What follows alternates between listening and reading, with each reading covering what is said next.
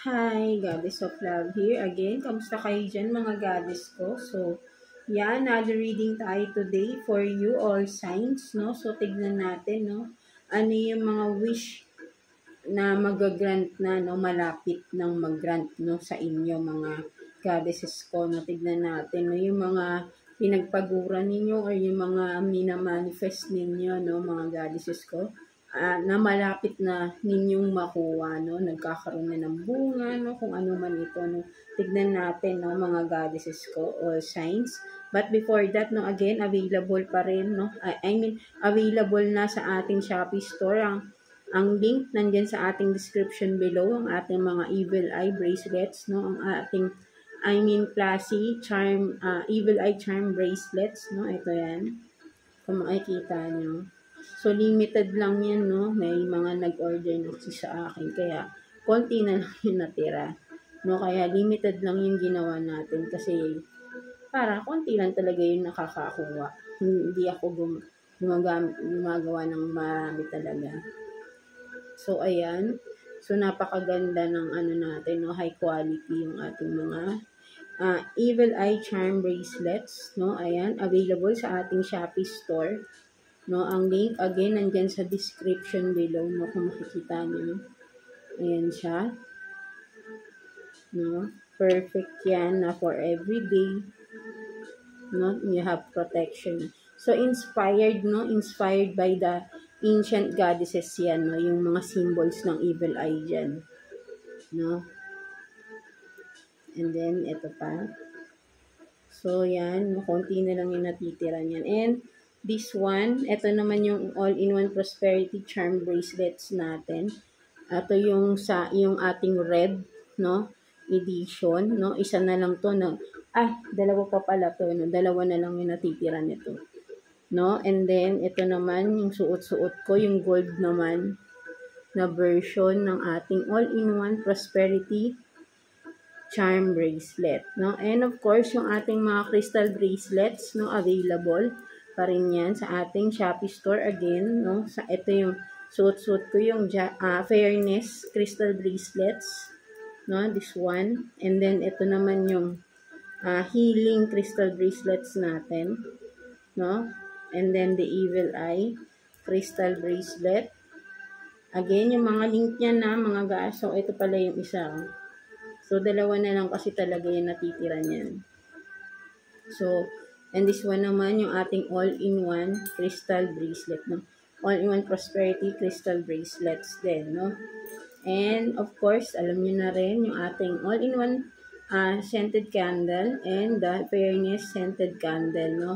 All is available. Ang link ay nandiyan sa ating description below, no? Made to order yan, of course, but then, mabilis lang naman natin yan magagawa, no? But, kung sa mga interested ay, message me, no? Kung may mga questions kayo, message nyo lang ako sa ating Shopee store.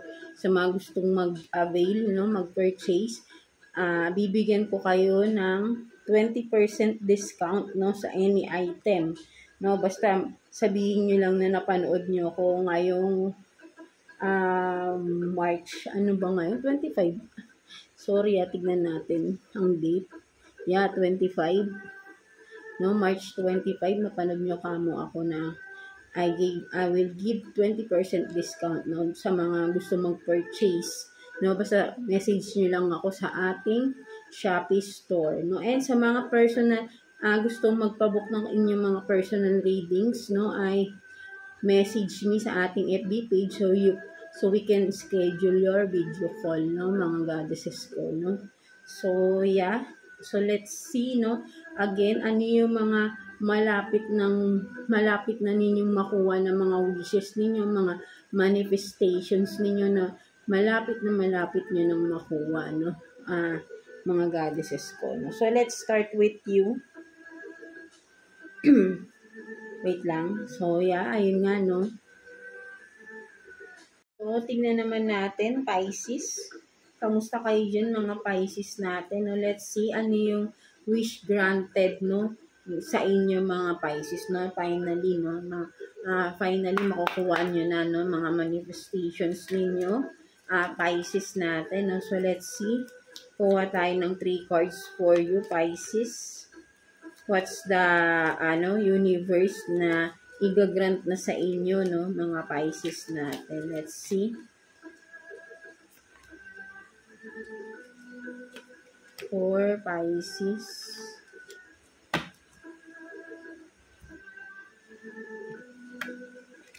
So you have this longing,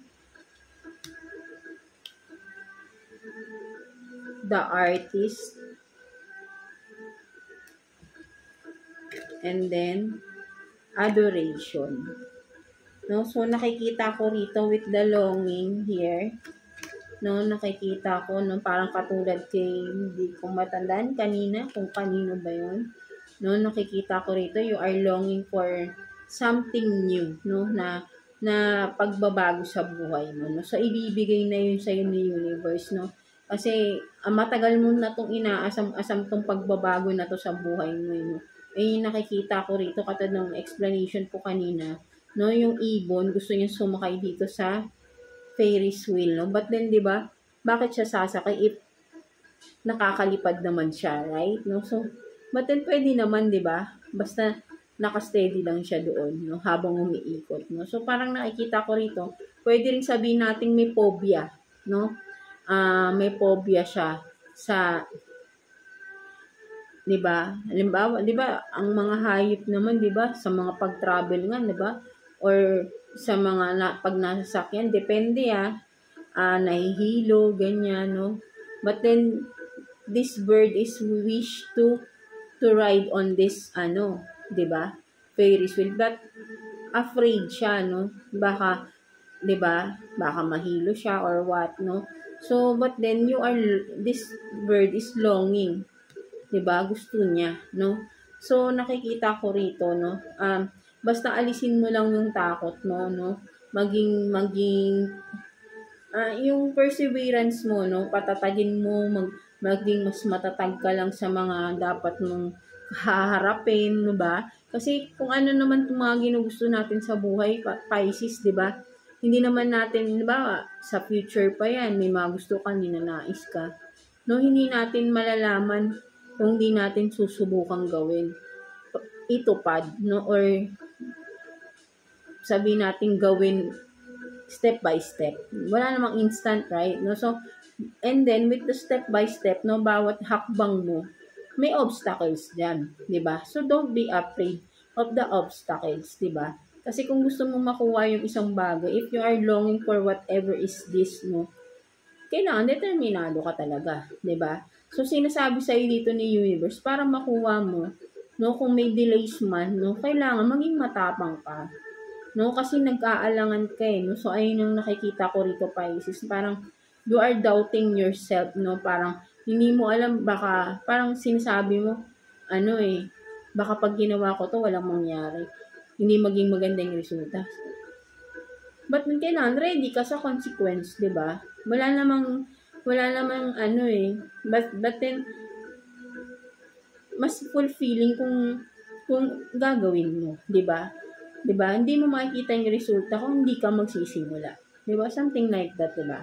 So, sinasabi sa'yo dito ni universe, kung you are experiencing delays, no, dahil din sa sarili mo yun, no?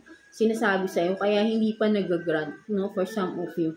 Gustong-gusto nang ibigay sa'yo ni universe dito, pero ikaw mismo kasi natatakot ka sa mangyayari, no? So, alisin mo yung takot, no? Something like that. Maging matapang ka because kung gustong-gusto mo to, kailangan maging matapang kang harapin yung mga haharapin mo para makuha tong bagay na ito.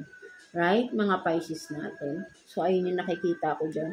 And then with the artist naman dito, no, nakikita ko for some of you, kung ano man tong mga pinapangarap mo sa buhay, mga Pisces natin, unti-unti makukuha mo na rin. Yeah, no? Kasi may yellow Yellow is like happiness, no? Kung ano tong mga passion mo na ginugusto mong gawin, nagpapasaya sa'yo, gawin mo kasi ito yung magiging daan para mas maging ka pa no? Kung ano yung pinapangarap mo sa buhay. Ito yung magiging stepping stone mo no? Sinasabi sa ni universe, no? Dun sa pangarap mo. no? Kaya kung ngayon sisimulan mo na to kung ano man ito, no? Eventually no magkakaroon ng bunga yan na maganda. No? Basta wag ka lang nga katulad kanina no, wag ka lang matatakot. No, with the artist, 'di ba? Kailangan flexible ka, 'di ba? Artist 'di ba? Flexible ka no. Kung halimbawa sabihin nating artista, 'di ba? Kailangan flexible ka kahit anong role ibigay sa iyo. Kailangan kaya mo, kakayanin mo kasi gusto mo maging magaling na artista, 'di ba? So ito rin 'yun, no? Hindi ka magiging magaling na artist kung hindi ka magiging flexible. 'Di ba? Something like that. So sinasabi sa ni universe dito, be flexible, be motivated para makuha mo yung gusto mo rin. No, with this artist. Kung ano tong panapangarap mo na to na parang you want something na in a crowded place, no? Something like that, no? Mga Pisces natin, no? For some of you, no? And then, with this adoration, no, nakikita ko rito, no? There will be a union. Kung matagal mo, reconciliation na mangyayari for some of you. If you are recently separated with or break with your person, no? Sinasabi rito kung talagang ito yung gustong-gusto mo mangyari. At alam mo na ito yung gusto mo talaga na masaya ka rito, kung talagang masaya ka sa person na ito, no? At yung person mo is talagang para sa iyo din. No, mangyayari, no? Magkakaroon ng reconciliation, no? Mababalik yung dating spark, no? So ayun yung nakikita ko rito ng mga Pisces natin, no? So yeah, that's it for you mga Pisces, no? So I hope na naka-resonate kayo sa reading ninyo today. So yeah, God bless you all and thank you for watching, Pisces.